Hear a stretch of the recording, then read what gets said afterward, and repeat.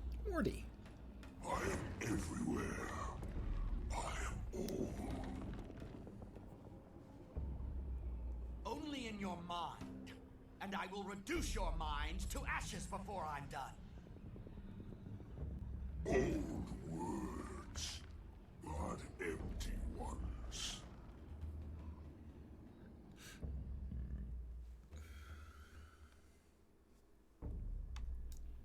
Thanks to you, my legend ended in failure. Fallen, forgotten, and far from home. I'm done listening to these lies. You're not my mother. You're Mordremoth's toy. I'm 6 feet tall!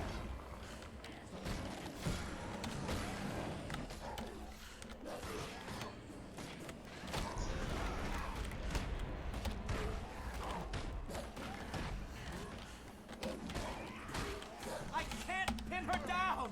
She's too quick! Focus on Garm. I just did. That did it!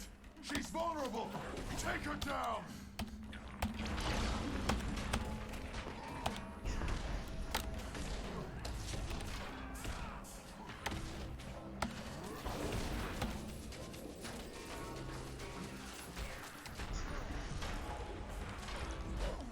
Watch it! Garm's back on his feet! We got her a good distance down. As far as I'd like, but...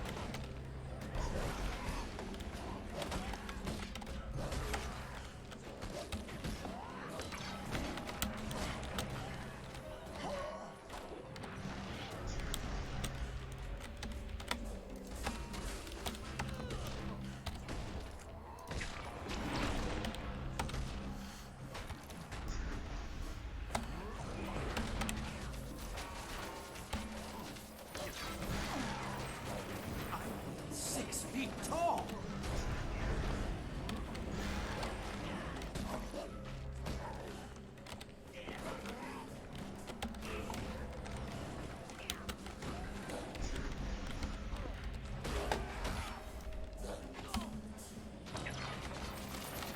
That'll silence you.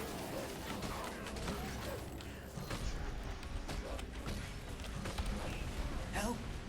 I don't have The long. hell? Oh, fuck!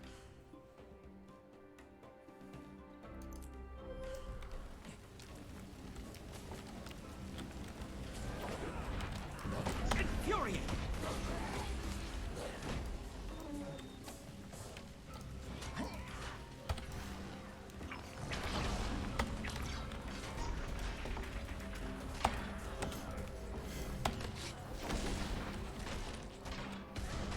Alright. She looks normal. Is this another trick? Look there! A rift opened! Maybe now we can break Mordremoth's illusion. Let's widen the rift. The more we crack open this nightmare, the weaker Mordremoth becomes. Activate the rift.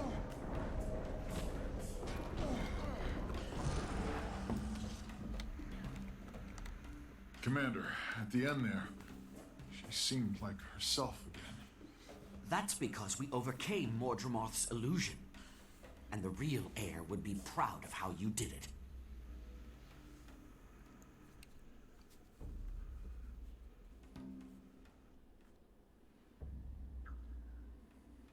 That's the first phase. I didn't quite make it this far the first time I died. Having gotten air down to like 5% life. Who are you supposed to be? I am you, what you were meant to be, what you will be. Mordremoth's loyal servant, and gladly so. You are strong, but lack focus. So you seek a master. Mordremoth is that master. Is this a joke? My will has always been my own. I seek no master and never have. I am no one's servant. Oh? Countess Anise would disagree. Accept the truth. Mordremoth needs servants, and you were born to serve. No. To redeem myself, I choose to serve, as I choose to kill you now. Alright.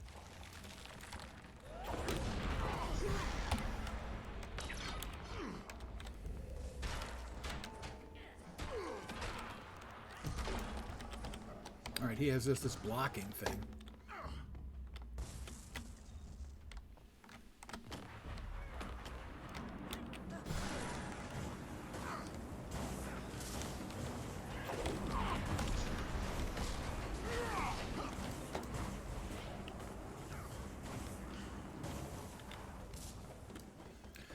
Memory serves, there's something that Canuck does. I keep saying Kate. Where I get Canuck's shield and use it to bounce the explosives back to blighted Canuck.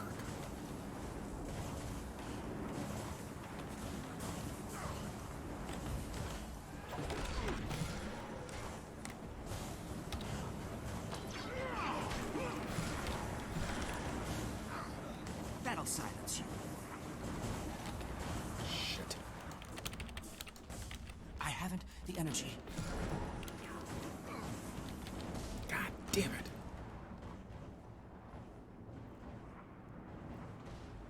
Make it count, Canuck. They have definitely made things easier than it used to be. 6 feet tall! I'm not getting the phase that I know that I'm supposed to be getting, where, at least not yet, where Infuriate!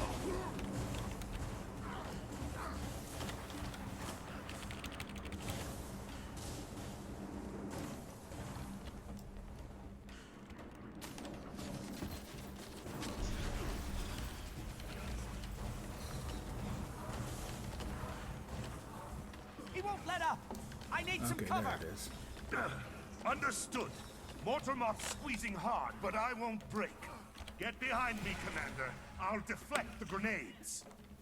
Alright, well, I feel 6 I feet was behind tall. you before you moved, Canuck.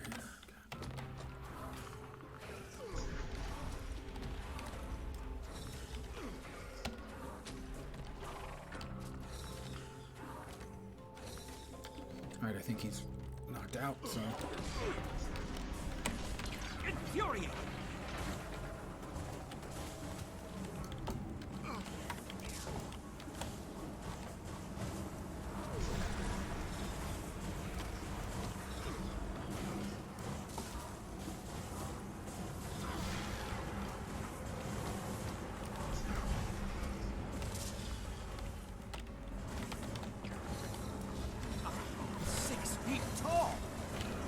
Thanks, Canuck, for suddenly stopping your helpful, protections without any word.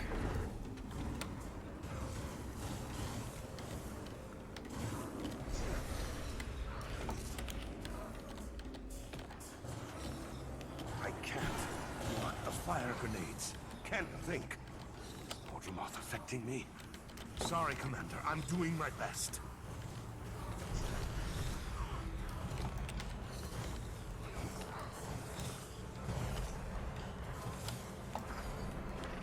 I'm 6 feet tall!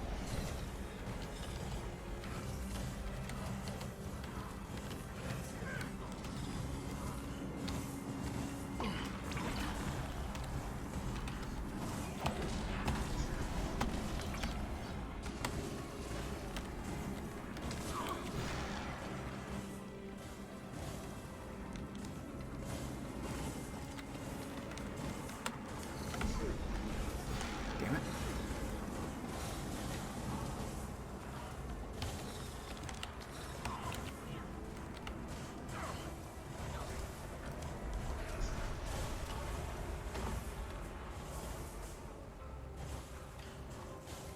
Infuriate! Why did I stop For shooting? the record, you've been struck.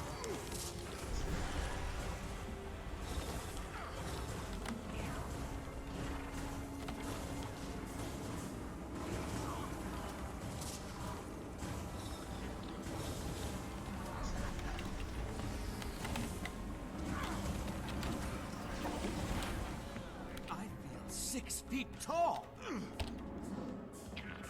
Still with us, Canuck? It's too much. Can't control myself. Can't trust myself. Here, take my shield and finish him. Okay. I'll get over to you and I'll get your shield. Assuming you're not standing in a big yellow freaking circle of death.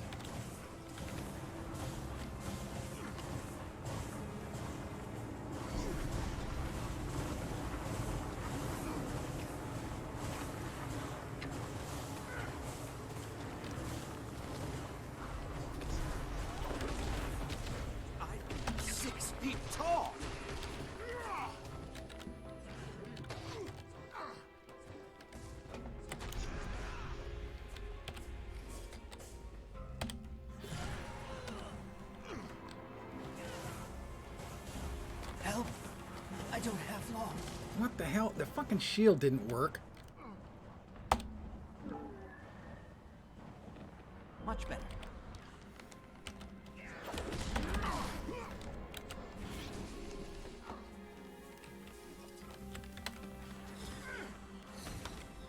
Well, I've got 3 hours before the server has to restart.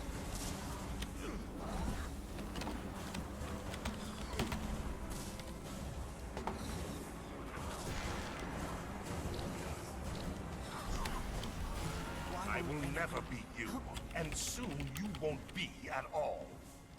Hold on. I've seen this before. We need to open the rift to weaken Mordremoth's mind and disrupt its control. Very well. But I've done my best to kill the old me. I remain ready to eliminate this version. Right, that's 2. I was strong enough to change what I was. I will be strong enough not to become that. If we fight hard enough, Mordremoth can't maintain its illusions. We're weakening it. Breaking its grip on the mindscape gives us a chance to take control. Our minds have power here too. Let's use it!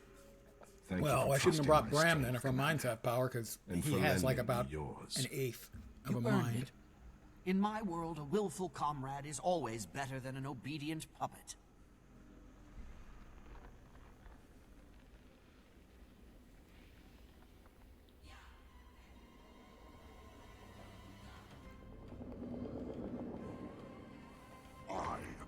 Fat Morty. Victor. Become part of me and endure. Fall forever into oblivion. We are the same. Let your mind merge with mine. Never. We're nothing alike. You make slaves. I make allies.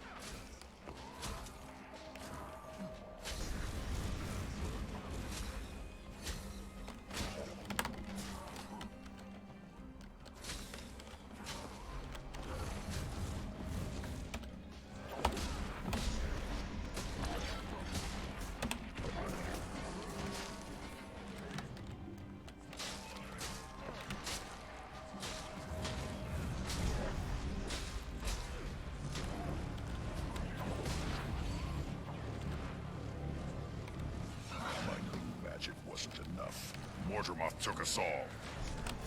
Riftlock? No. This is a trick like before. Found another rift.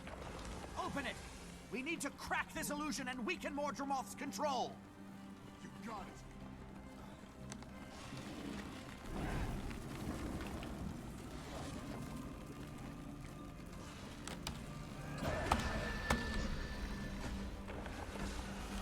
Infuriate!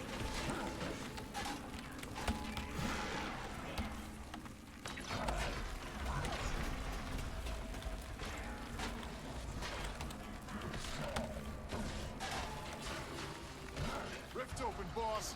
Show them how it's done. Reality Rift. Yoink.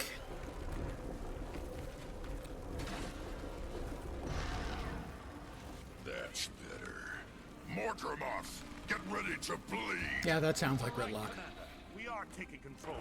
The Riftlock copy didn't vanish. It joined us. That's how we'll win. By turning its thoughts into our allies. Infuriate! Keep opening rifts until it has no more illusions to send.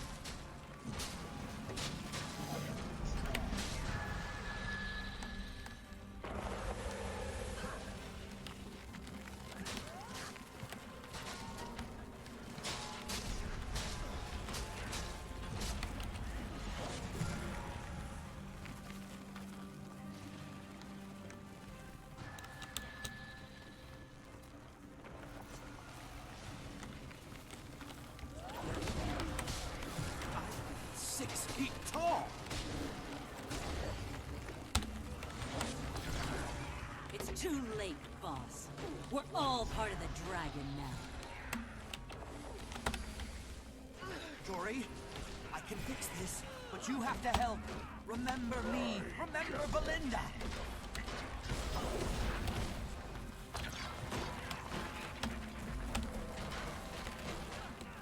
is open! And let's yoink another one into the rift. Oh, thanks, boss. Now we end this. It's building up for a massive strike! Shield yourself, or take to the skies, now!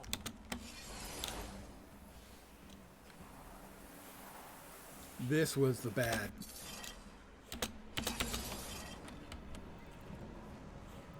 This didn't used to exist, this safe spot on the ground. You used to have to go up into the air and catch updrafts while gliding. And in the second phase like this, he threw rocks at you, and a lot of times they couldn't be dodged, and you just get killed instantly. Get knocked out of the air and land on the ground and die.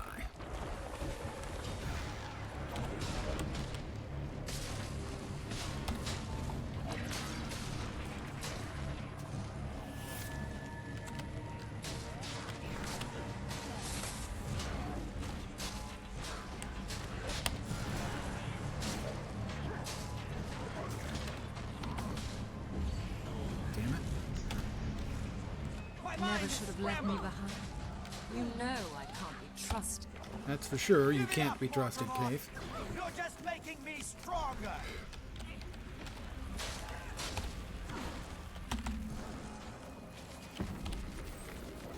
I'm 6 feet tall! Come on, Cave. Follow me.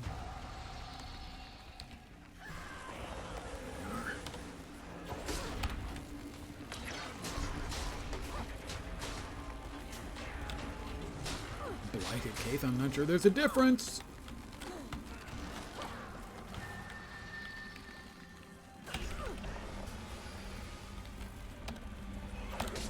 Ready when you are, boss! There we go across. Avoid the nasty ground effect. Yoink another one into the rift. Back on track. Let's end this.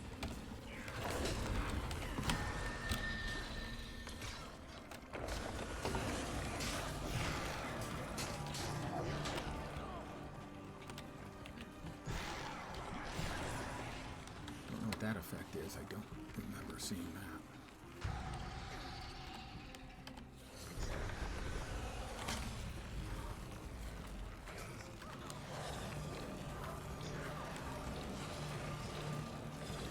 For the record, Lots you've been struck. and lots of Stand your ground! negative effects on me.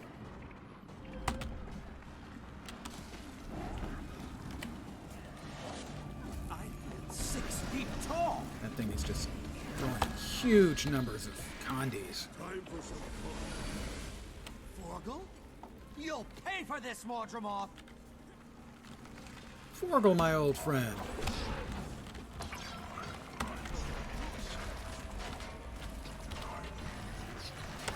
6 feet tall!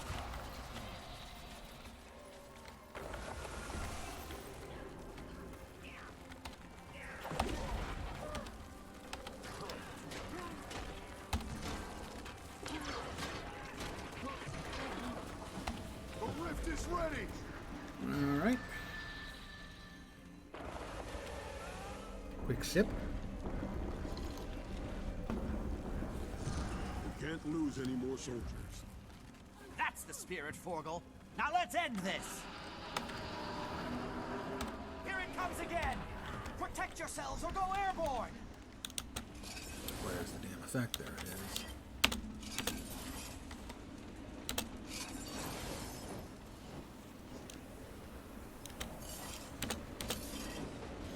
There we are. See, he threw the rocks. This is the second phase. We'll throw those to you as you're trying to float up above and not get hit by stuff because it knocks you down. But you've got no real way of telling what's going to hit you and what's going to miss. What happened to your slaves, Fucking terrible. Mordremoth? Now it's just you versus all of us. Son of a bitch. You can't. Infuriate! You will all be consumed.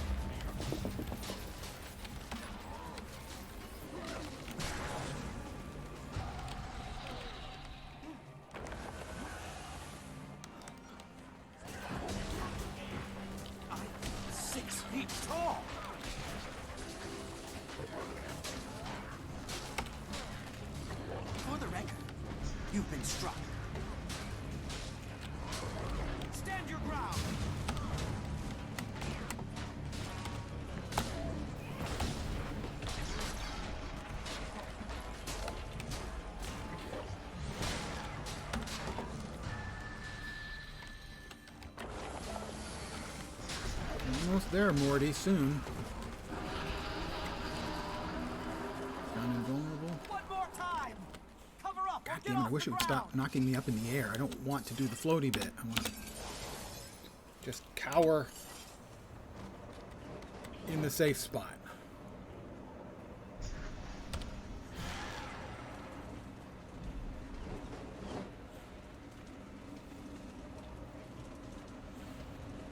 Yeah, this instance at launch was just a clusterfuck.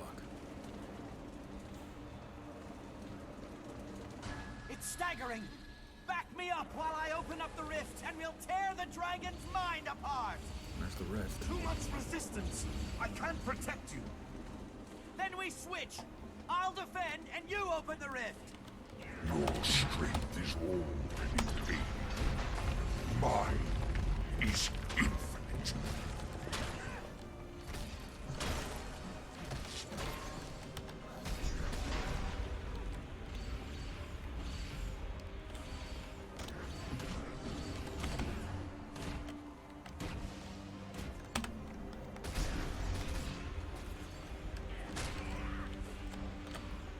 Come get some.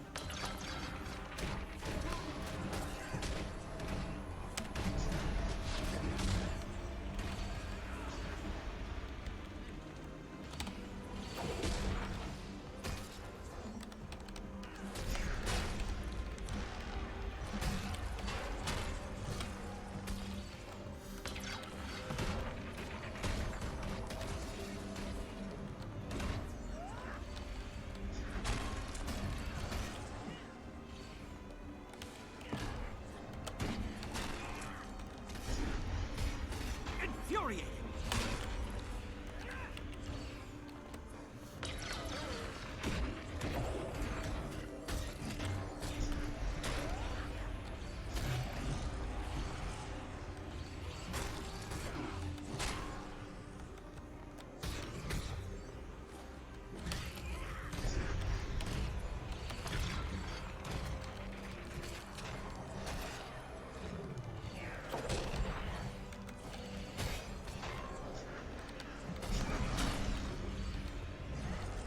I don't know how long this is supposed to go on.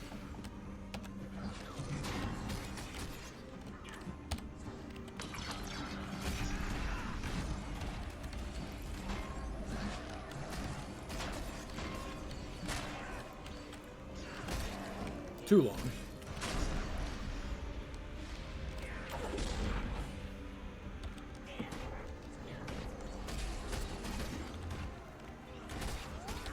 It's open, Commander. On it. One more yoink. It's stunned. Hit it with everything you've got.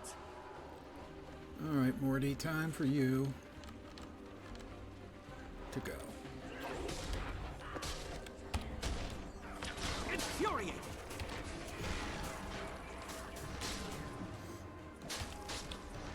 It recovered. Fall back and regroup. Oh, I didn't quite get him down to 5%. It was too late getting off the attempted CC on him. Which would have kept him stunned for a while longer.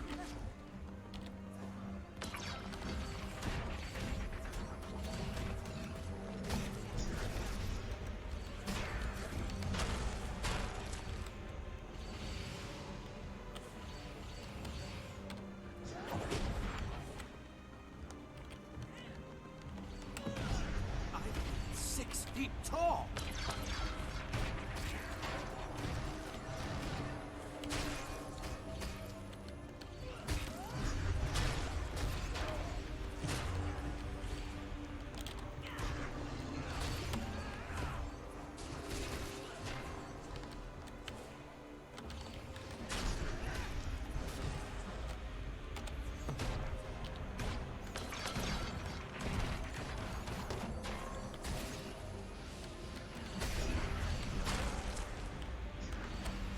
Hours and 45 minutes we'll have a server restart, whether I want one or not.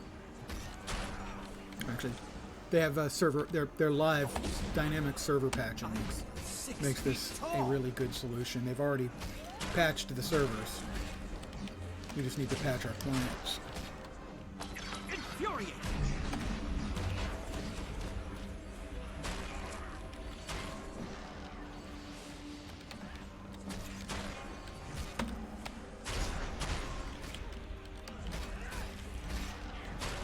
Alright, anytime now, guys. You finish that up, that'd be really cool. I'd be happy. You'd be happy. Everyone would be happy.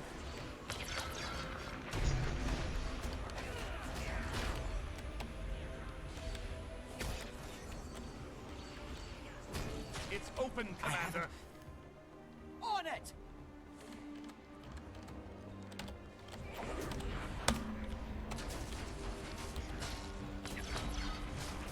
Oh, I didn't fucking yoink on it. God damn it. Infuriating! It's stunned! Hit it with everything you've got! Trying. Come on, there we are. You failed, Mordremoth! And now Deliver the you death die! blow. For Tyrion!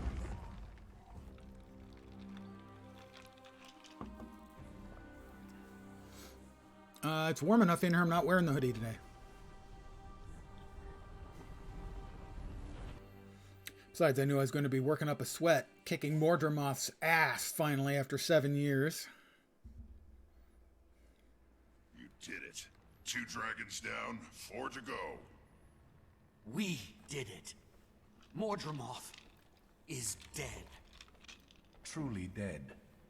I can't hear its voice in my head. It's completely gone. And we Sylvari are still here. Still us. I wasn't sure. Commander, my sword, Galad Bolg, is nearby.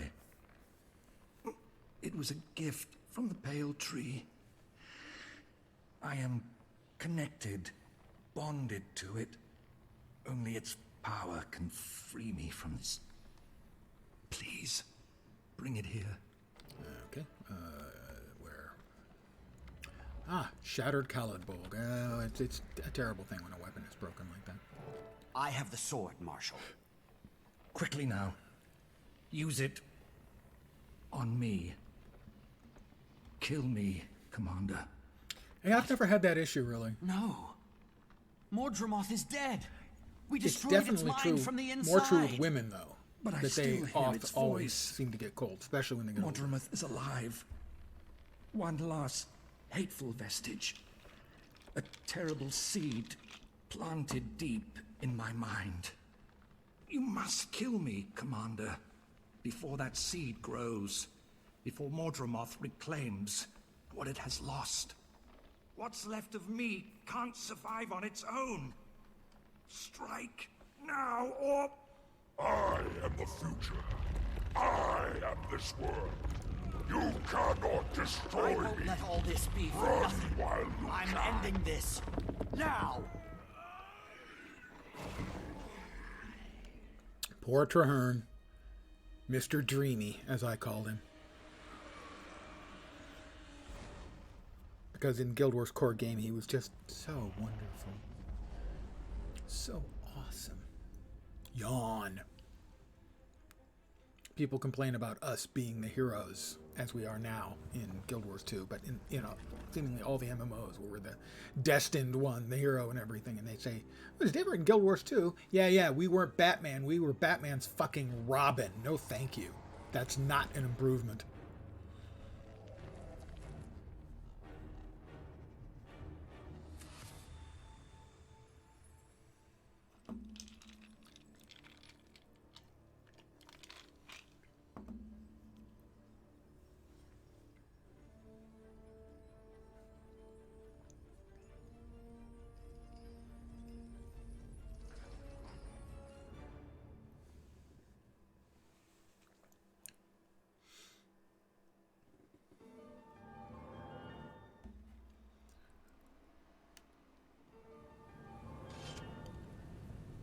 And Hearts and Minds is finally finished. After 7 years. More accolades.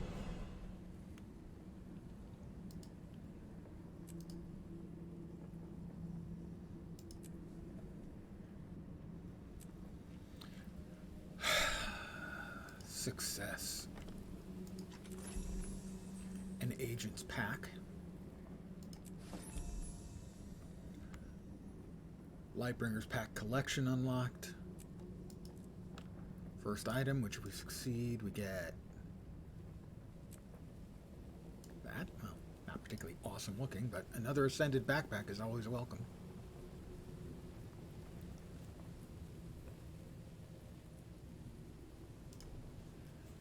More mastery points.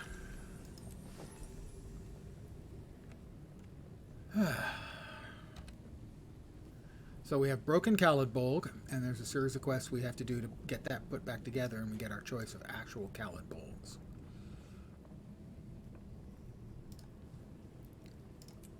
Yep, it's broken. It's all messed up. Laystone armor box. Thank you, Kanaka. Victor's crate contains rare and exotic gear, spirit shards, and crystalline ore. And the Agent's Pack exotic skin.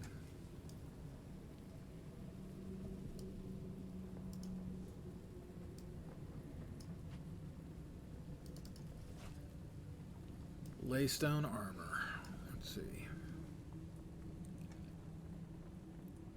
We've unlocked the breastplate. The tassets in the heavy armor. And the pauldrons. In the light armor, I don't know if we've unlocked any of it.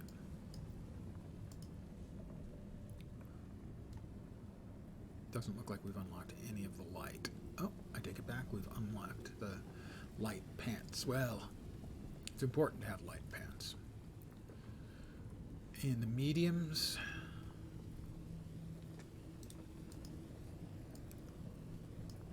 that's not a great item. The Laystone jerkin we have unlocked. So we've unlocked a couple of the chest pieces. So we'll go ahead, I think, and unlock the... Well, we'll check all the helms first. That's not a great looker, I don't think. Gotta say. Those are the vestments. They're okay. Laystone cowl. I actually kind of like that one. Right now, that's the leader coming into the stretch run.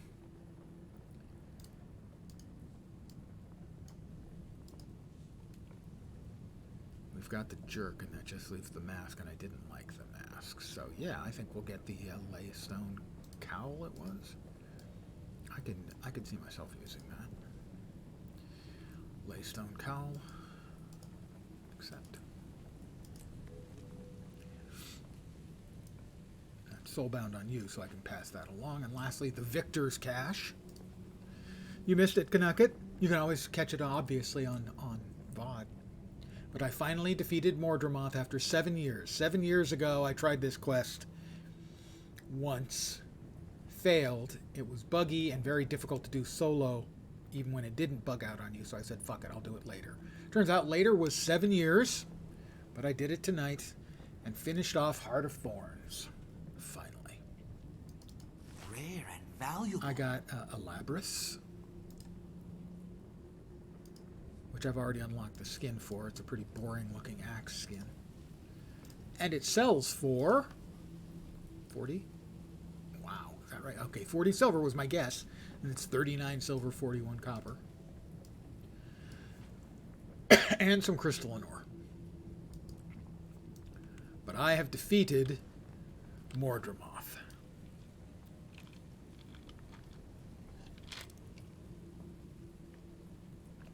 For the mirror to wear off? I didn't get the reference. Not that that's surprising. Whew. I'm really pleased that I got that taken care of. Stop putting them. God, it really annoys me. That by default, if I put something up here in the shared inventory slots, anything else that drops of a similar type will go in there instead of going into the inventory I wanted to. Ah, 7 years. Got it. Thank you.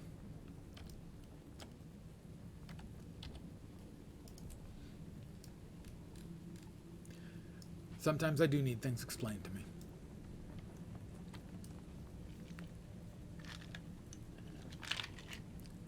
Well, the instance was bad and buggy when it launched. And I got to it and I tried it once, and there was no checkpoints previously. Now there are checkpoints in the fight, as well as the buggy mechanic now has an alternate that's much easier. So it was pretty straightforward this time. Still somewhat frustrating, but relatively straightforward. And it means that Heart of Thorns, the story for it, is complete at last. Hearts and minds completed at last. Praise be. I will be getting to my new character I created yesterday in a short little bit here. Achievements. I'm getting close to my next box. 27 more points. And I get my next achievement chest.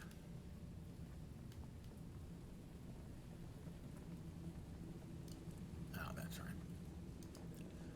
I'm really pleased to have gotten that taken care of. Back to Mistlock Sanctuary.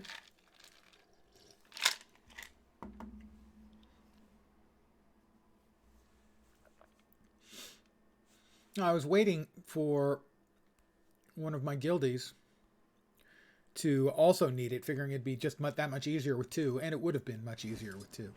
It wasn't difficult with one, but it would have been that much easier with two. And they got right up to that point, but I could never talk them into actually doing it.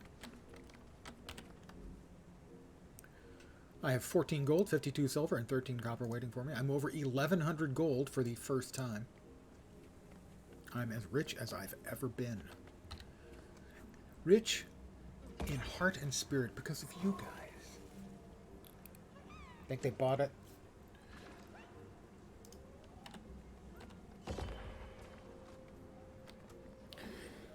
Let us go to character select, and we will return to our new character created just yesterday, Shara Culhane. Yesterday we took her from non-existence to level 10, finished out the first chapter of the storyline, got her all the way up to level 21, finished off the first map completion, and opened up her first specialization. And I need to AFK for a second, refill my cup because it runneth under.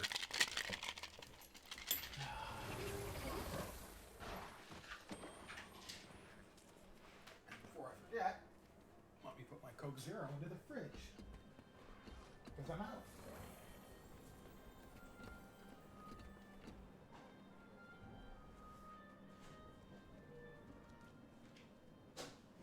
All things have a right to grow.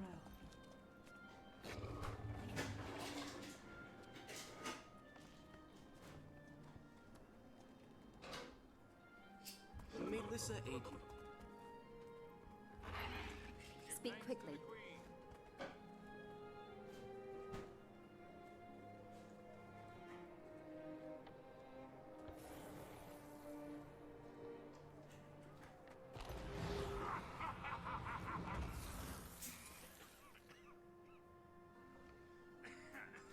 Oh, I didn't see you there.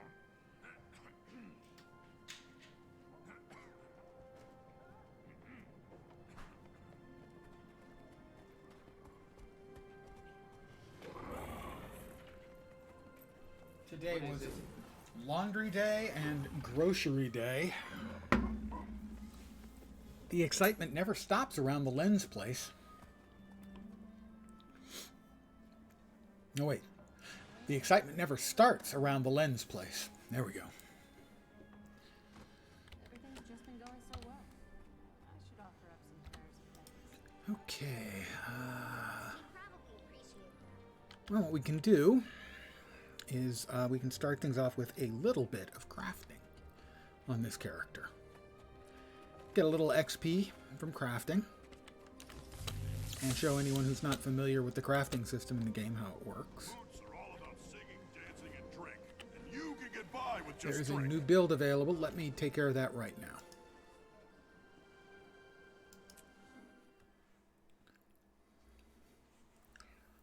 now. Guild Wars has a patented server system. Uh-oh, connection errors detected, retrying. That's not good. They have a patented server system, their mega server technology. Let me launch it from the desktop. Which allows for live patching like this, where they'll patch the servers and then tell you to log off within the next couple of hours, and you log off and back in. And basically, they don't have to bring the servers down. They bring up parallel servers with the new patched stuff, and you keep running on the old one until you log out, patch, and log back in. Essentially, the servers are almost never down for Guild Wars 2. They have to have something major happen.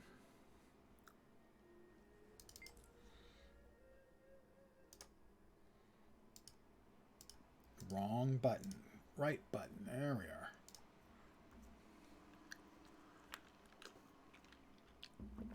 So I've patched, and now don't have to worry about it. They give you normally they give you like a 4-hour, 3-hour grace period. Just any time in there, you can keep playing until you hit a convenient break spot, and then away you go. Let's see. Taylor, no. No. I think I was going to go with Artificing. And become an Artificer? Artificialist? That's the weaponsmith. That's the artificer. Artificer? Don't know. Artificer, I think. I have been taught a crafting discipline. We are following the adventure guide, which speeds up XPing, leveling up a lot.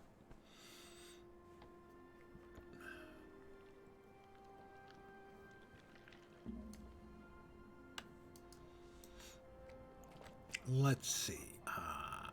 Artificing station. Here we are. I have all of these recipes because I'm on my main account, and recipes are account-wide. Obviously, the red ones are ones I cannot yet make. But the things I can make are things like greenwood planks. I have 652 of the planks and 974 of the wood logs to make the planks. So I'm going to make, say, 200. Well, we'll start with 100. 100 planks from the logs. And we get crafting XP and XP. Another personal victory. And almost picked up a full level here. I take it back. I've almost picked up 2 full levels here.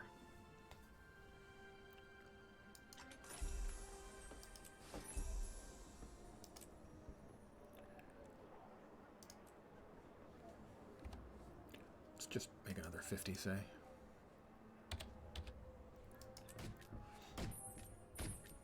And another level right about there.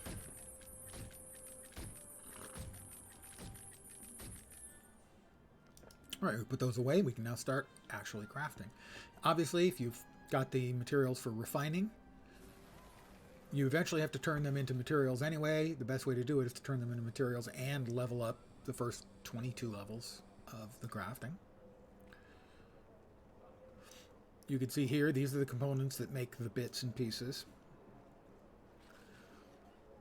But what you really need is you need these inscriptions at the core of each of them. And unlike most games where you make one of a thing to level up, like, oh, okay, shoes use the least amount of materials, I'll make 200 pairs of shoes to level up my crafting. In here, you actually gain much more XP by discovering the recipes that exist in the game. Let's see. Malign, Mighty, Vital. We'll go with Vital. So, I'm going to make a focus, a scepter, and a staff. But first, I will make simple artificer's tools. And I'll show you why in a sec. Craft those. You don't actually use those to make stuff. They're a component. I need the crafter's backpack frame. And there's an upgradable backpack for every crafting discipline.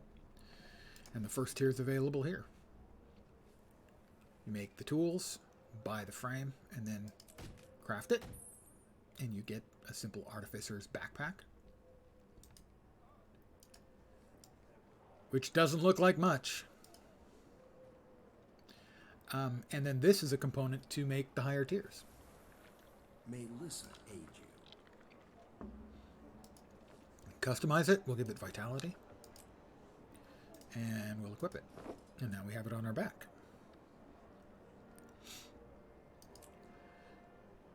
But we'll make focus, scepter, and staff.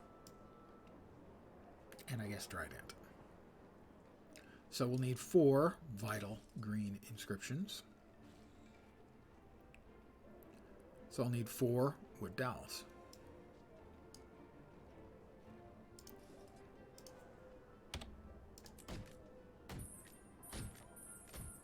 We made those. We make 4 vital green inscriptions.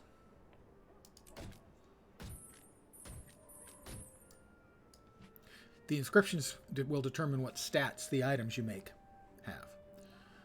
We'll make a bronze trident head,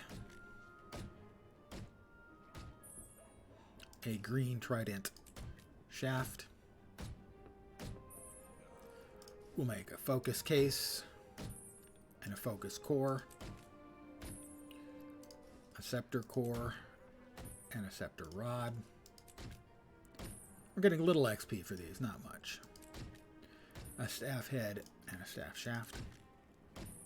And then you go to Discovery, because we don't actually have the recipes for these. We go to Discovery, and if you were to say double click on a vital green inscription, it shows you all the pieces you have that can use this in a recipe. We add the trident head, and while there's only one piece that goes with it, the green trident shaft, and we craft it, and this will go up a bunch as we have discovered a new recipe. And basically repeating that process is how you craft. Making different inscriptions, using them in the different types of recipes. For instance, armor, there'll be 6 pieces of armor you make. Head, shoulders, gloves, chest, pants, and boots. For the artificer, there's only the 4 basic recipes, at least so far. Of staff, scepter, focus, and trident. I can touch my knees. Only once in my life have I ever actually been able to touch my toes without bending my knees. That was after 3 months of cross-country, running daily, 3 to 5 miles, sometimes more. And then about 2 months of wrestling practice in high school. I was in the best shape of my life, and that's the only time in my life I've been able to touch my toes. I have a very, very, very long torso. And short, stubby little arms. So I have made things for level 10. I'm level 23 now, so these aren't particularly useful for me. Although the trident is actually better than the one I'm using, so we'll go ahead and swap that out. Staff's not as good. I have a 185 scepter here. It's slightly better than the one I had in my inventory, and the focus is a 161, and it's significantly better. So we'll now deconstruct these, and we'll get some of our components back. Now I shall break you. But that's the basics of crafting. You make the subcomponents, you put them together in new ways, make another batch of different subcomponents, put them back together in new ways, and it's the discovery of the recipes, which you can get lists of. It's not like you're actually discovering anything other than for the character. Oh, so much for that. We reached a new level and we got a better trident.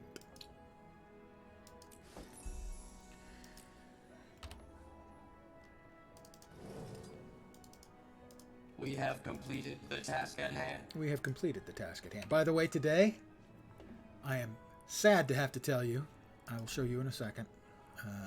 We are putting our points in here. into our fire spec. We can also now add this one. While at or above the might threshold, gain increased power. 10 stacks. I don't think we get to 10 stacks that easily. They added a new product today. One I will not be purchasing under any circumstances. The Adventurous Cat Appearance Package. There's the Cuddly Backpack Skin. Cat Backpack Skin.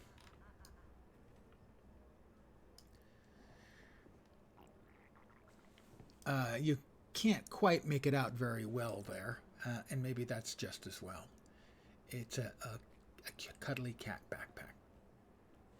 I will give them credit. The Cuddly Cat glider skin is kind of fucking funny.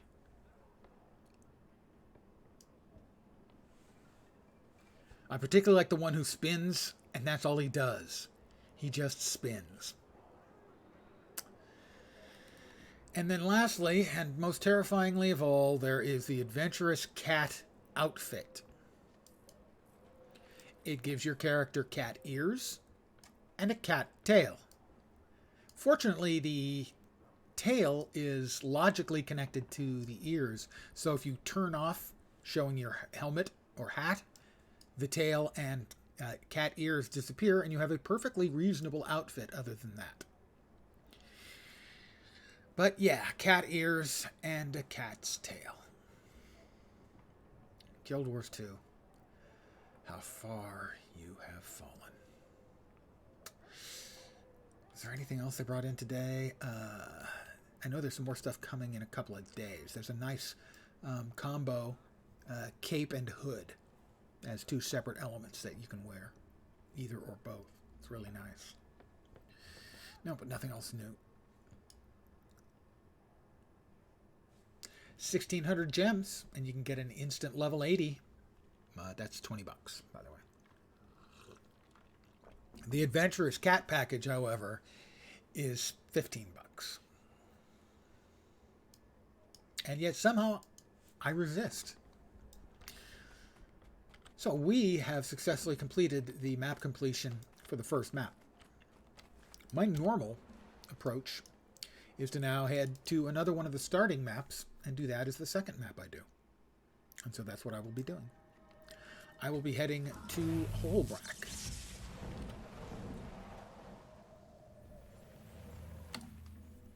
The starting map for the Norn characters.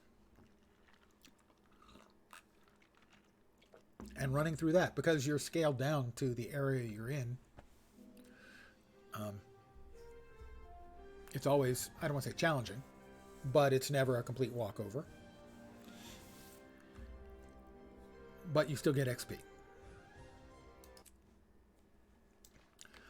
To my mind, there are a very, very small number of games who have made level scaling work. And they've all done so because they built that way from the start. One of them is Guild Wars, where they scale you down only to the map you're in, the area you're in. Not the Seraph. Not the Lion Gothard. There we are. Hey, Tetrodotoxin. And the other game that handles level scaling correctly, to my mind, is City of Heroes, where it was also built in, where you could sidekick a character. So if a high-level character grouped up with a low-level character, the low-level character would get raised to the high-level character's level. And this is in a superhero game, so it kind of makes sense. If you're with Batman and you're Robin, basically it levels you up to be, around Batman's level. And again, because they built the game from the ground up to support level scaling, it works well. I don't like it in WoW. In fact, I fucking hate it in WoW. I don't like it in Elder Scrolls Online. It homogenizes the game experience and makes progression a lie. And in WoW in particular, unless they've changed the mechanics behind it, leveling up makes you weaker. And that's antithetical to why we play MMORPGs. Because if you're level 30 and you level up, all the mobs level up too. So you're doing 10% more damage, and they have 10% more hit points. There's no change. Except your equipment did not level up. It doesn't scale with you unless they've changed the mechanics they use. It doesn't change with you. So you've gotten stronger, the mobs have gotten stronger, your weapons are still the level they were.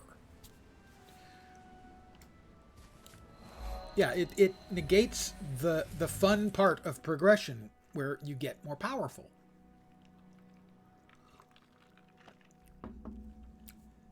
Where you can go back to a low-level area where a mob existed that kicked your ass, and you can annihilate it. Now, here in Guild Wars 2, because they built the scaling from the ground up, if you go to a lower-level zone, you're going to be way more powerful than you would have been if you were doing it at level. But not so powerful that you one-shot everything. But because they built it that way from the ground up, that's fine.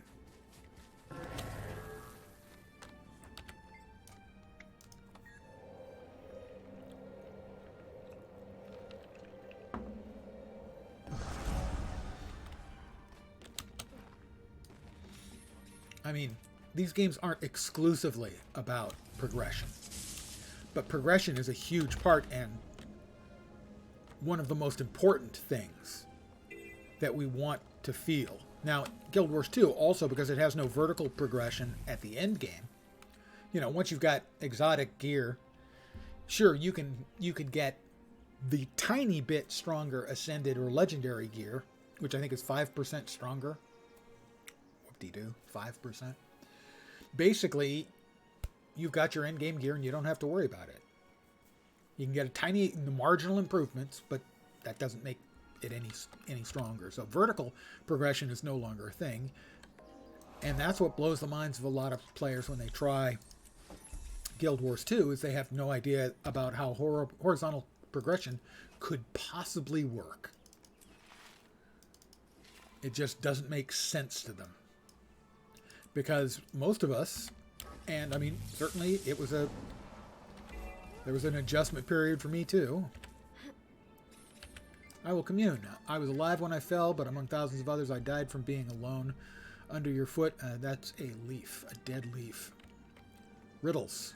Raven riddles.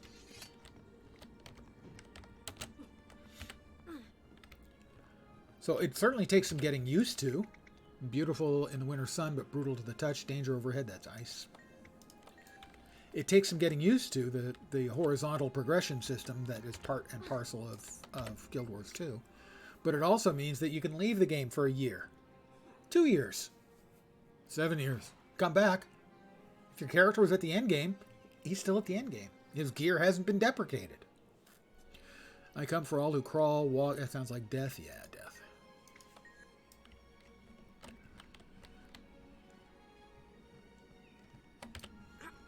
Another raven egg. Another raven egg. Raven egg. Raven egg. We'll put these back in the raven roost. Answer maybe a couple more raven questions. Nope. Well, the event is successful.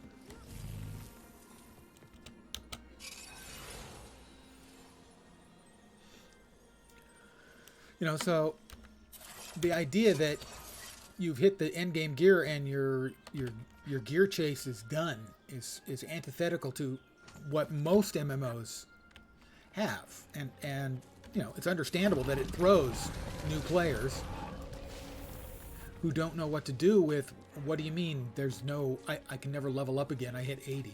Now there is, you know, some progression from the masteries, but it's not, strictly speaking, it's mostly quality of life stuff. It's not really combat stuff.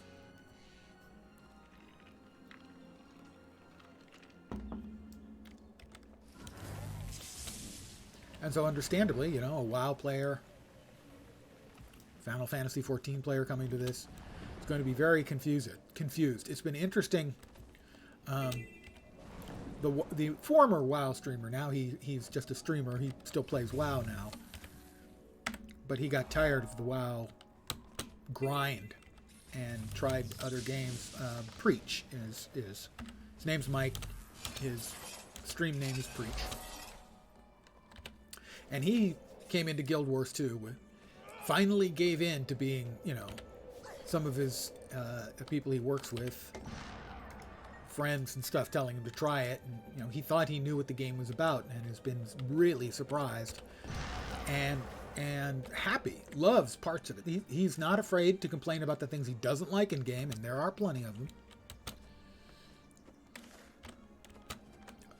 But he is having a blast with Guild Wars 2. But it's taken a lot of adjustment for him. For instance, when he got into the first expansion, for the first, I don't know, day or 2 days, he was hating it until he remembered what he liked about the game. That he can basically, there is no path. You get into the expansion, and he didn't like that he had to do stuff before he could do stuff. In other words, you can't do this activity until you get this mastery. You'll have to level up the mastery first. And it just felt weird to him until he remembered that what he enjoyed about the leveling process was you don't level basically by following a quest chain in Guild Wars 2. You level by running around a map doing stuff, whatever appeals to you. Jumping puzzles if you run into them. Sure. You want to skip them? Sure. You know, the hearts. You don't have to do all the hearts on a map. You don't want to do map completion. You don't want to do a specific heart. You don't have to. You want to run around and just, you know, grab all the points of interest and all the vistas and stuff. You can do it. You can level that way. You can level by crafting.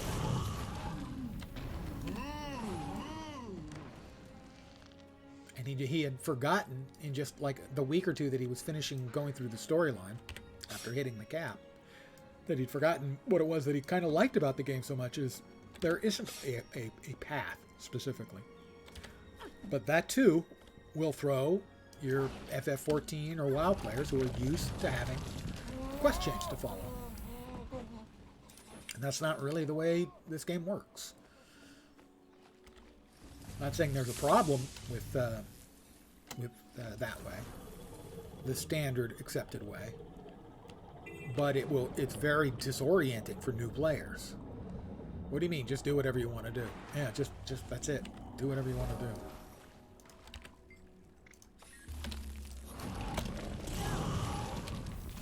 Get over here!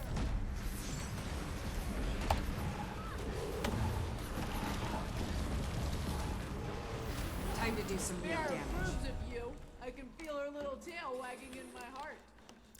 She can feel Bear's little tail wagging in her heart. I think a bear can hear your tiny little brain rattling around in your head, crazy lady.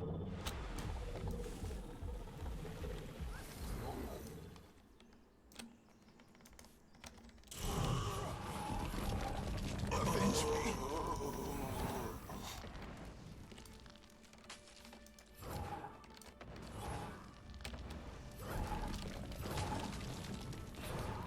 So, for instance, like right now, I'm just quietly, slowly working my way through this map, doing the activities that are around, events when they pop up, hearts as I reach them, grabbing points of interest, hero points, vistas, you know, when I run into them. But if there's anything in particular I don't like, I can skip it. Now you're doing a storyline quest. The storyline quests, I mean, you can skip all of them, but you basically can't skip around in them. So if you want to do those, you do have to follow the storyline quests. That's true.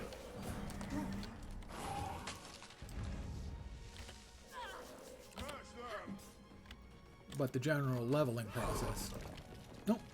You can do whatever you want. I think you can even do it by PvPing.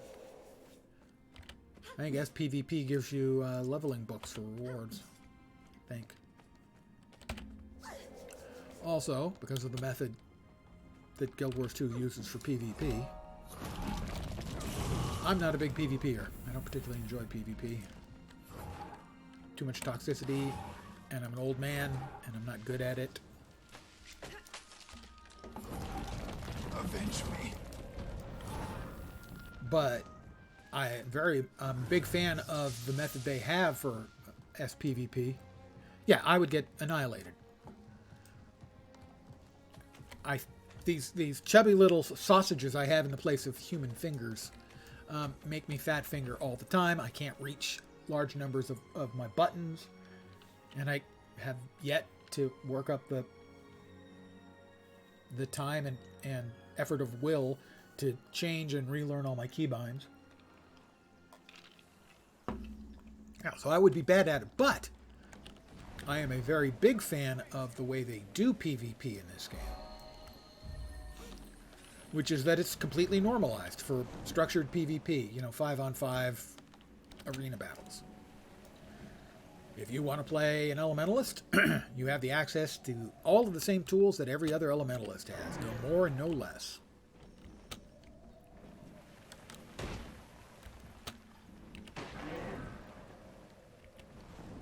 And that normalization means that unlike most games where your reward for PvPing is gear that makes you better at PvPing, so the good players get better and the not so good players get disincentivized.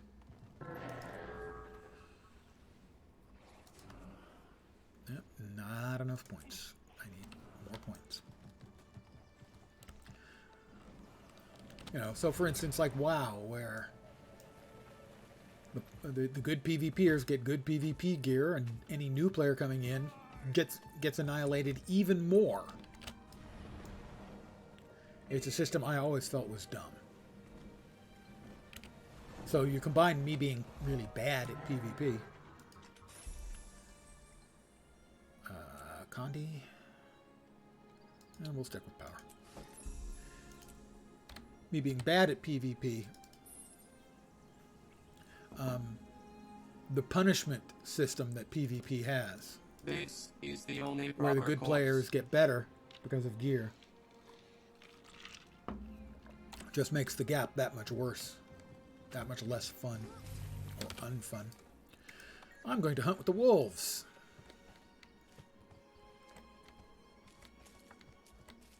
Because I'm hungry like the wolf.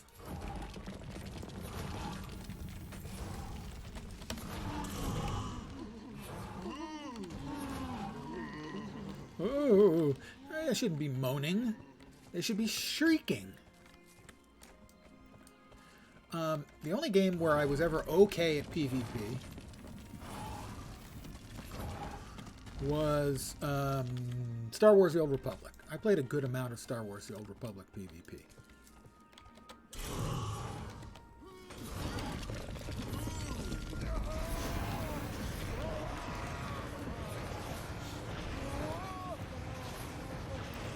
For whatever reason. I'm not entirely sure why that one game. No specific reason I can think of.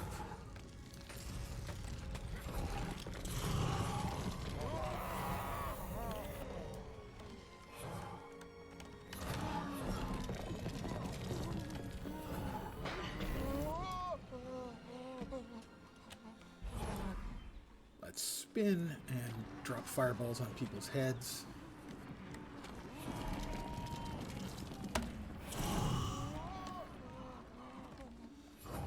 Who doesn't like throwing fireballs on people's heads? It just never gets old.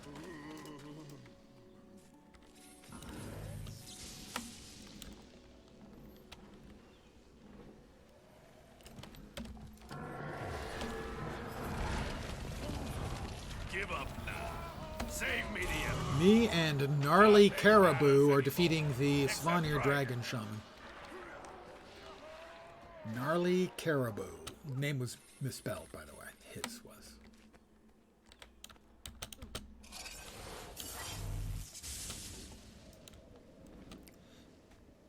And so I'm just wandering around this map. Don't want to say aimlessly, because I know where I'm going. But leveling by doing. Just doing stuff.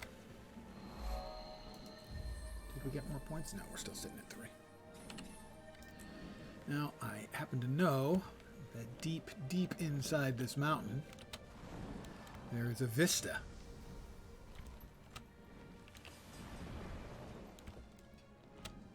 That's where I'm headed.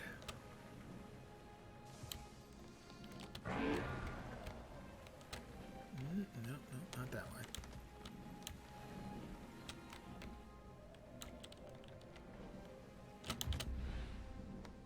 Is there also a POI in here? No.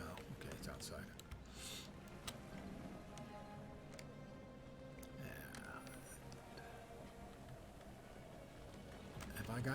I've got myself turned around. Got myself turned around, baby, right round.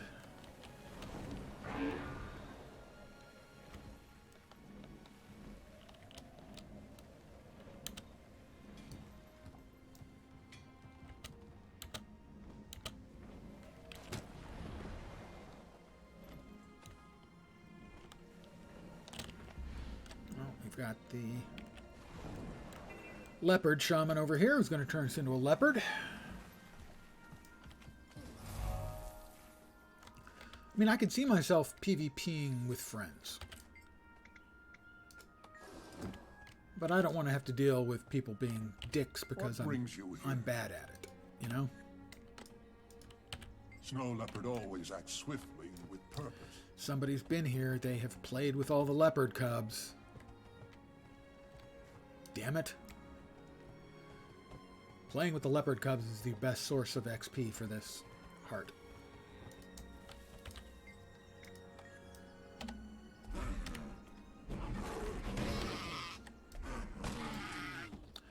Cut of quality red meat. That will grow up to be ascended food.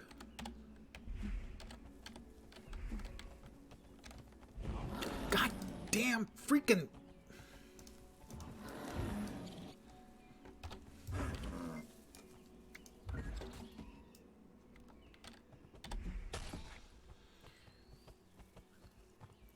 I play so much in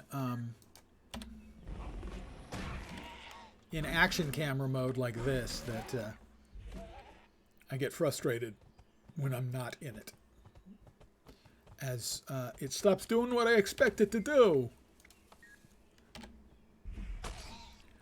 I killed a raccoon. I feel no shame. Killed a rabbit. No shame. I'm a leopard. This is purely natural.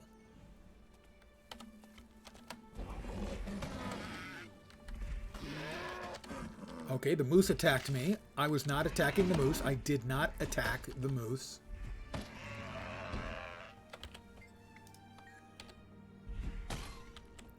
Can I play with the cubs now, please? Yay. Snow leopard cub, love me.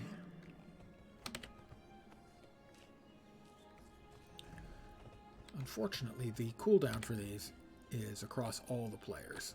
And that, to my mind, is a mistake. They should be on cooldown for each individual player.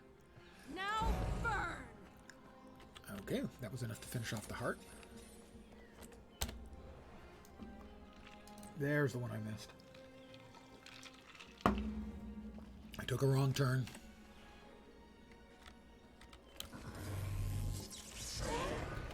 So we're heading back into Molensk.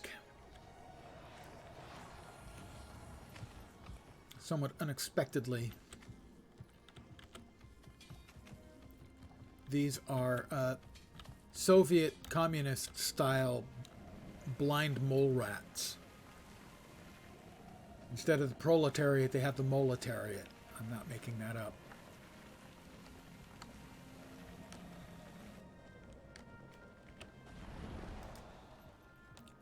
They are, in essence, communist blind mole rats. Humanoid versions. Ah! There we go.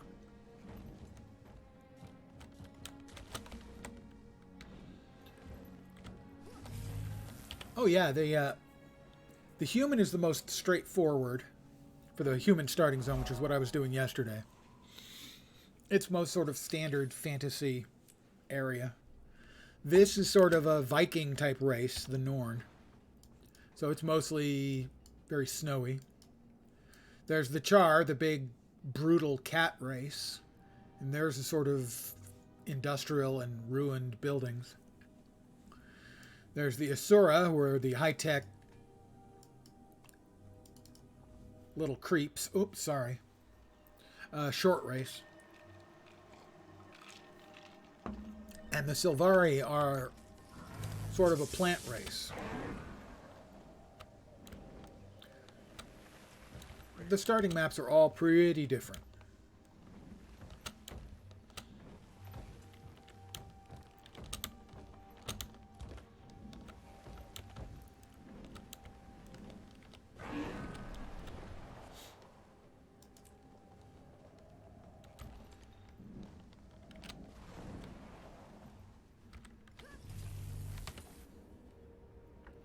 These are the vistas, where you in essence get a drone camera version of what you can see from wherever you're standing. There's another point of interest right here. We'll grab that.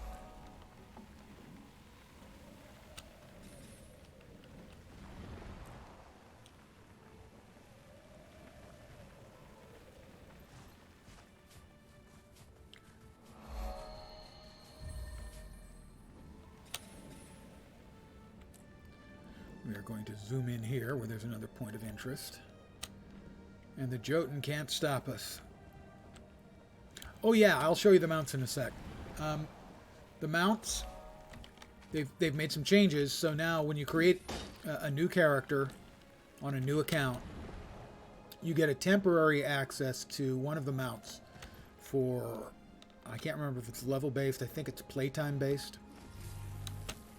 If you buy any of the expansions, that gives you access eventually to all the mounts, but you have to earn most of them. The first mount you get is the Raptor. And it basically, okay, keeping in mind that I've got different skins on them, this is a mount that has horizontal jumping as its special ability. So like this. That's its special ability.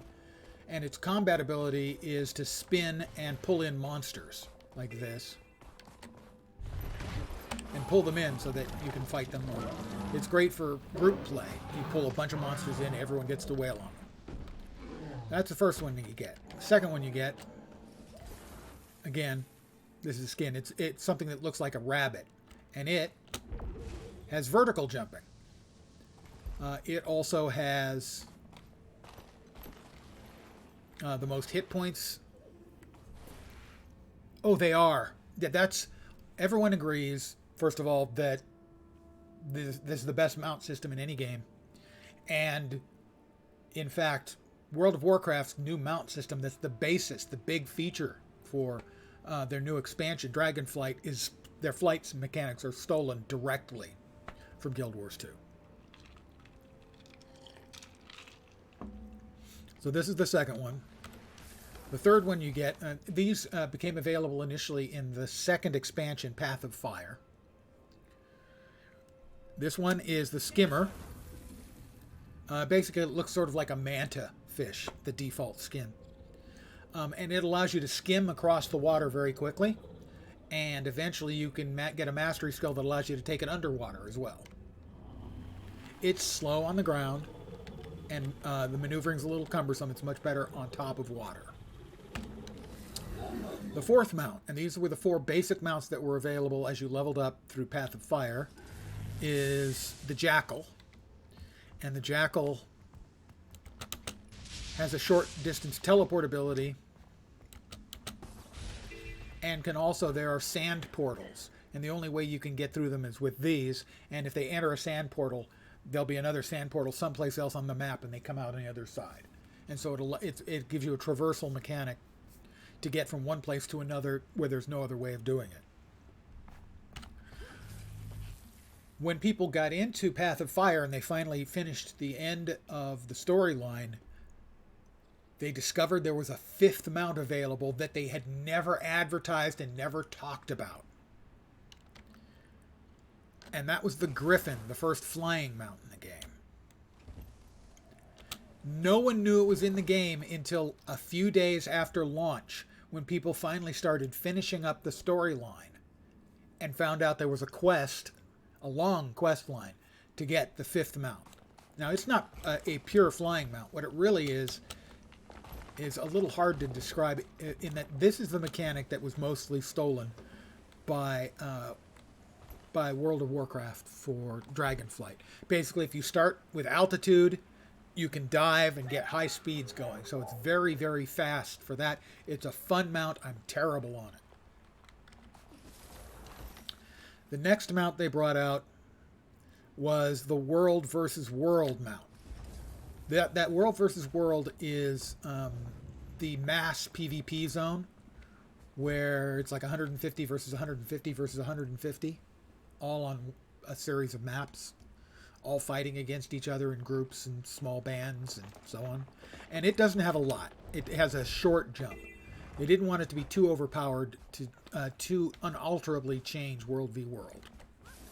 It's the mount that gets used the least. In Living World Season 3, they brought in the Roller Beetle mount, which is the fastest ground mount, and it has drifting as a skill, and it's hard to drive too. In the next Living World Season 4, I think it was 4. Yeah, this was Living World Season 4, like Chapter 3. This was Living World Season 4, like Chapter 6. When you finished out Living World Season 4, they gave you access to a more classic flying type mount. Now, it can't free fly, but it can hover and stuff like that. And so all of these are different. And then in End of Dragons, they added the first 2-player mount, the Siege Turtle. One player drives, the other player shoots the cannon. And it starts slow, but once it gets going, gets up a whole bunch of inertia, it goes pretty fast. Once it really starts booking, it's actually decently fast. And it's the first combat mount. So that is the difference between all of the mounts in the game. And of course, there's a bunch of skins for all of them. That's been a big cash cow, for the game. The mount skins. Yeah, it's a great system. But it's funny though, Preach, who is the guy I mentioned, the WoW player primarily.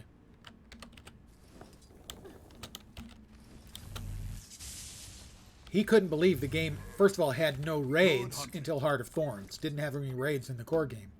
And that the mount that he got to play with initially for, some number of hours, like 12 hours, something like that, that there were no mounts in the game until the second expansion.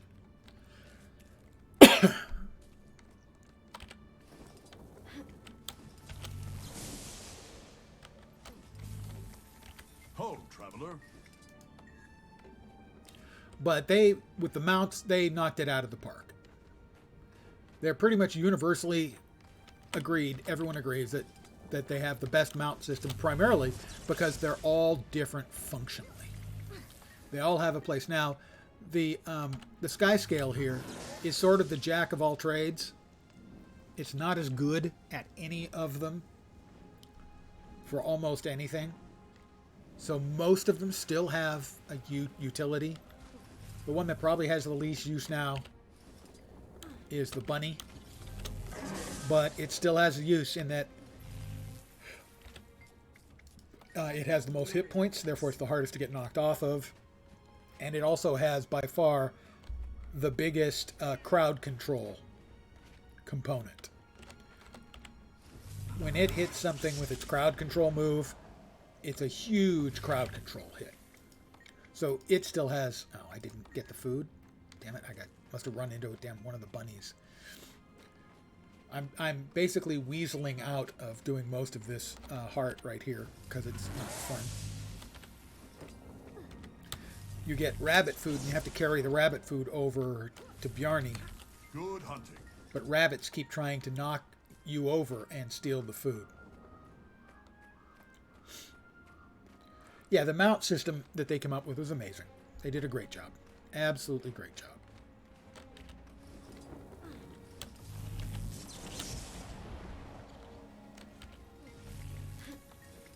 One more should do.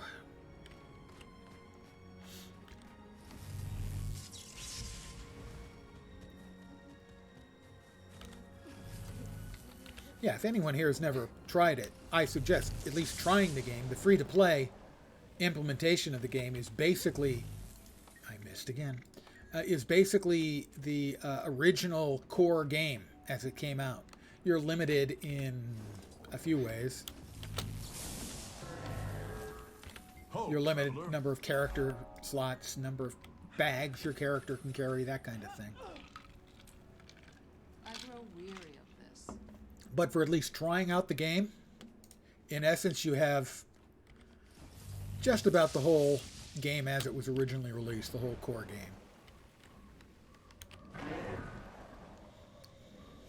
And that's free, so...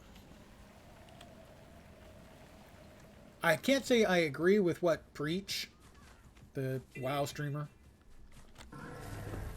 what he had to say about it, but I'll repeat it anyway. Which is, he said, you know, it's free to play. I know a lot of people don't want to play it because they've got these, you know,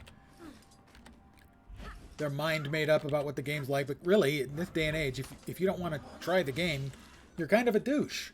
I don't agree that you're a douche if you don't want to try it. But if you're an MMO player, you ought to at least give it a little thought. But douche is a little harsh. It doesn't take as long as it used to. I mean, I created this character yesterday. And I got up to level 21 out of 80 in 2.5 hours.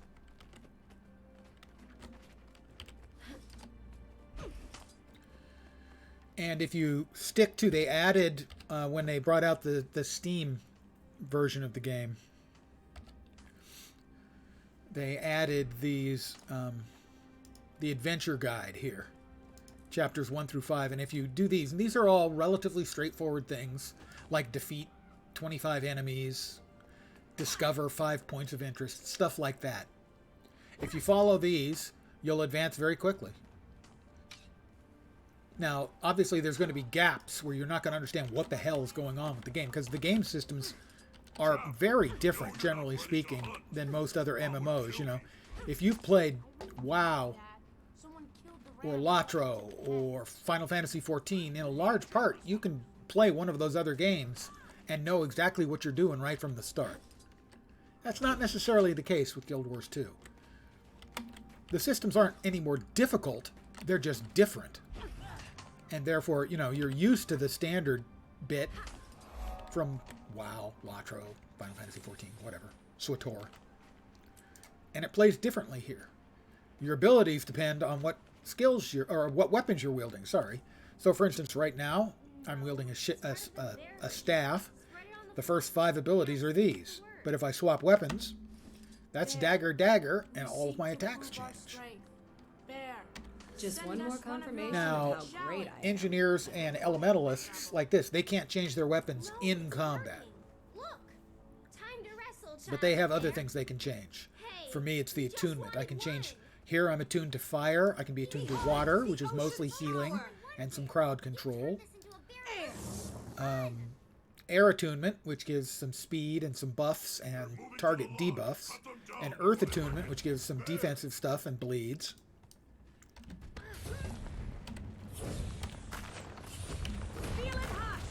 Time to do some real damage. But the fact of the matter is you're, generally speaking, is your attacks are based on the weapon you're wielding. Over here you have your utility skills, and over here you have a wide variety of skills you can swap in. The 6 button is always your healing skill. 7, 8, and 9 are utility skills. 10 will be your elite skill. I don't have access to that yet.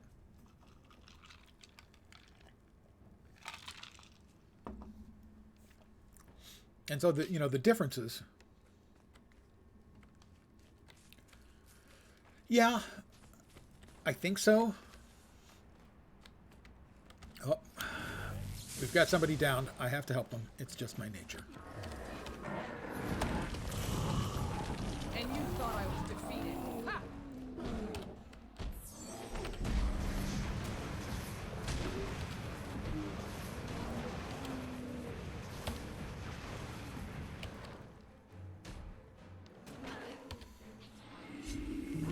traveler? I rezzed him.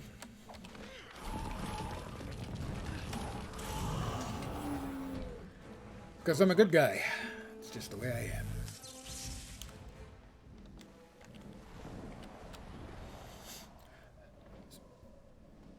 I am.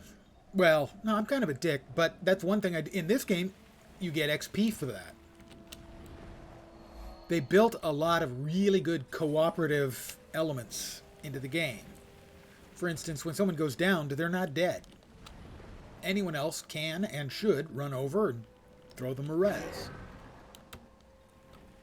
If you're all fighting a mob, you all get a hit, you all get XP, you all get loot. You run into a mining node. You don't have to race to mine it. Everyone can mine it.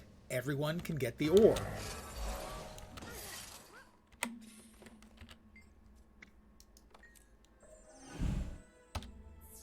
Another level.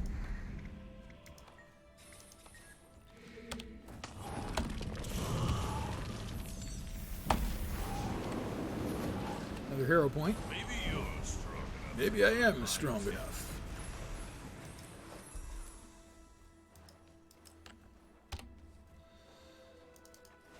Crafting stuff.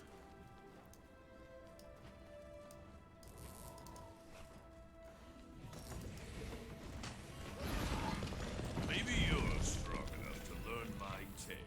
Yep, well, while you're clearing out the trash, someone runs in and ninjas your node. Believe me, been there, done that. Screamed the obscenities at the top of my lungs, trust me. Trust me. And here, you see someone clearing a path into an ore node, you help, because you're both going to get the ore.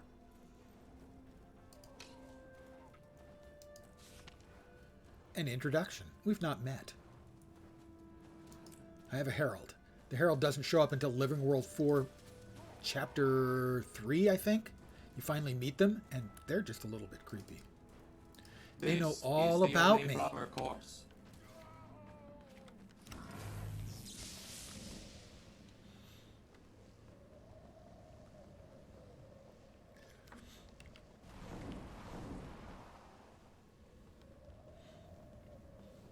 You know, so playing this game does require a bit of patience to learn the game systems and stuff. And for instance, I know because I'm going to keep falling back on Preach because he's just started playing the game a couple months ago. And so as a new player, a player mostly with WoW and Final Fantasy XIV experience. And pretty much that was it. There was a big learning curve, and he wanted to come into the game and play it blind. So he would turn off watching chat while he was playing. And if he had a specific question about something, he would ask and then turn on the chat so that he could see the answer. But generally, he wanted to figure stuff out on his own.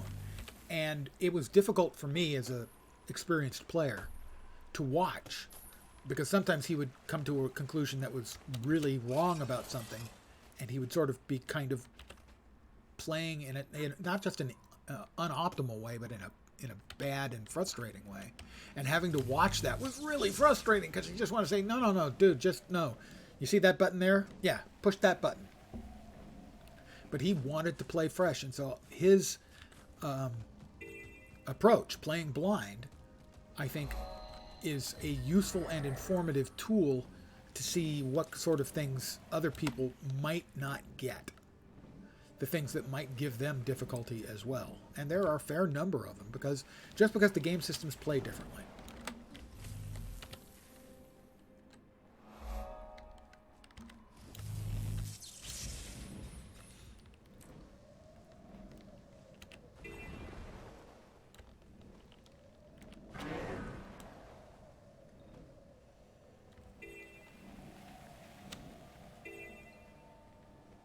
And I can't remember what it was like for me.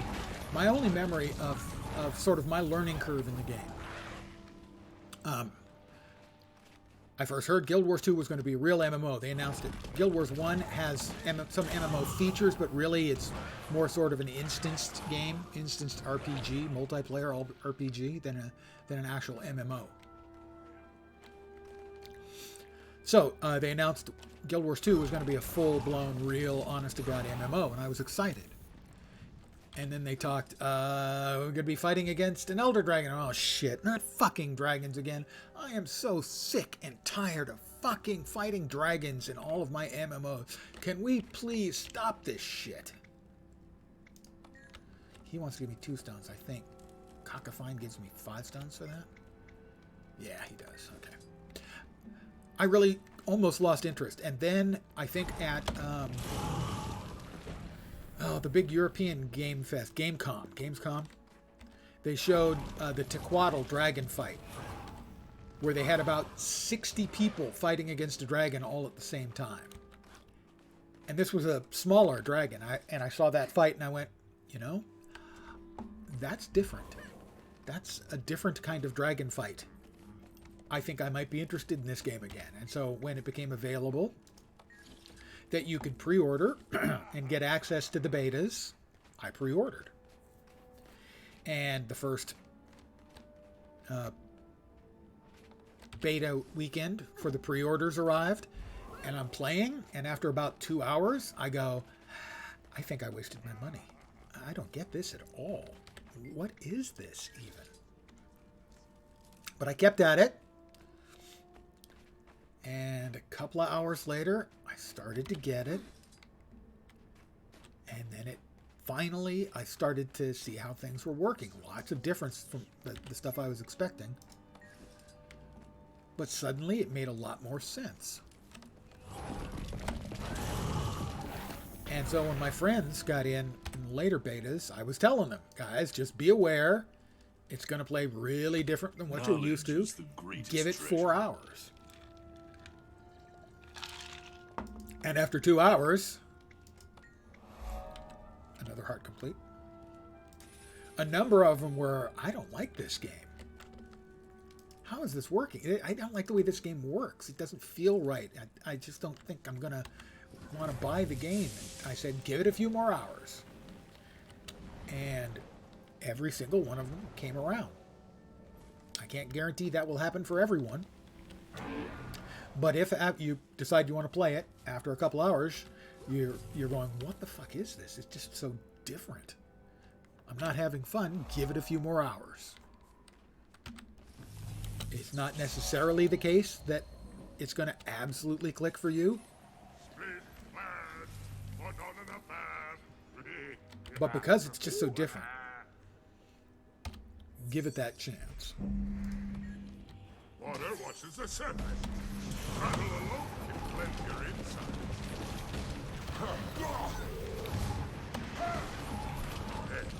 Another hero point. And speaking of weird parts of the game, there is a jumping puzzle over here. This is the jumping puzzle. Flight and the gliders are disabled. You have to get all the way over there. And what you'll notice is that there are these sacred ravens. And if you get too close to the sacred ravens, they'll knock you, they'll knock you over. They have that little red circle around them.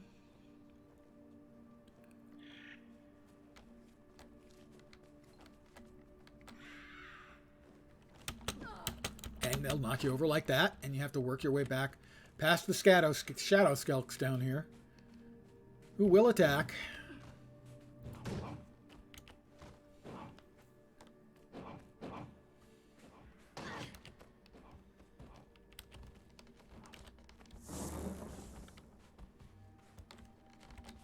I could outrun a centaur. Not strictly true. I cannot outrun a centaur. And you have to jump from these various rock to rock to rock to get all the way over to the far end.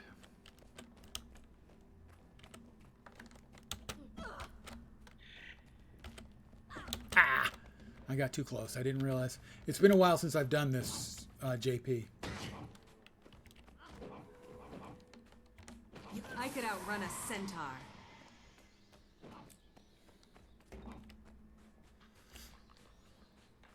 My memory is that the first part of it is the most difficult.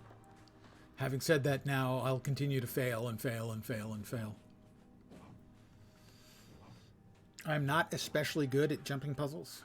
I am no better than okay.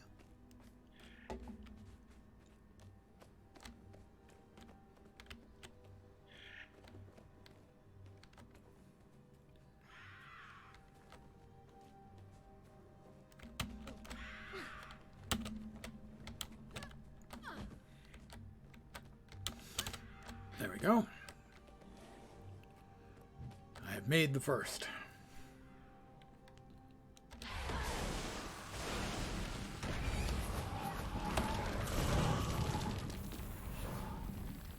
Very funny, dude.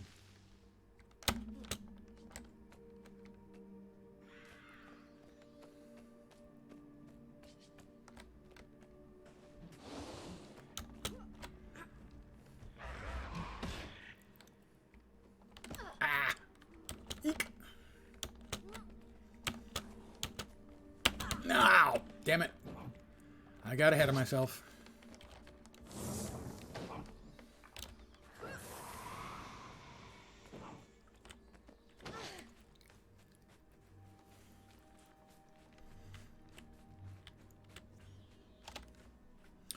Jumping puzzles are not for everyone.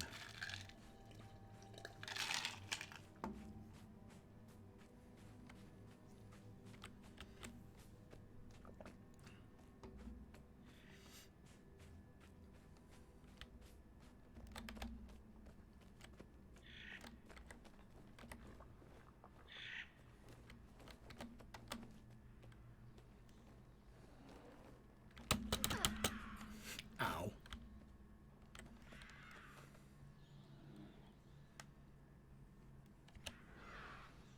And on that note, I think I'm going to call it an evening there. I'll be back in a couple of days. I probably won't be back tomorrow because I'm enjoying the fruit of the grain this evening.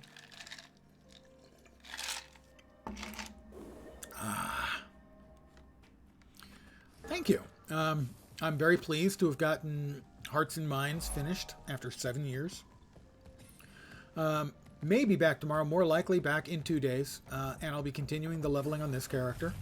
Today was sort of low-key because my focus was on finishing out Hearts and Minds after all these years. I am the champion.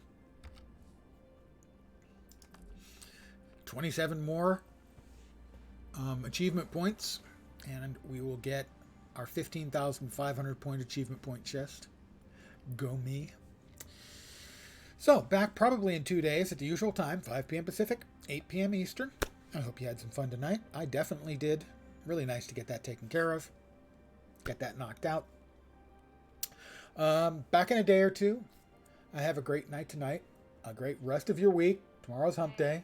And from there, it's a coast to the weekend.